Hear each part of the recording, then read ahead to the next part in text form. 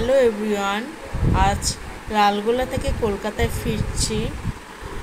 অনেক দিন মামার বাড়িতে থাকলাম, 2 দিন থাকলাম, এবার ফিরছি। আমার খুব মনটা খারাপ হয়ে গেছিল। এরপর আমার হাজব্যান্ড ডাকছিল, তাই ট্রেনে উঠছিলাম। কোথায় কোন দিকে সিট পড়েছে না পড়েছে ওই জন্য ডাকছিল, তাই উঠলাম।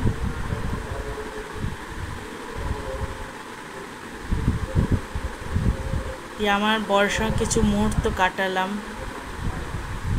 খুব সুন্দর, প্রাকৃতিক সৌন্দর্য, আর প্রচণ্ড হাওয়া দিচ্ছিল।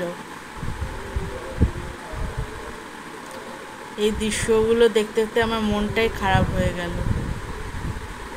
যে বাপিকে, বড় মামাকে, ভাইকে টাটা করে বাড়ি ফিরছি।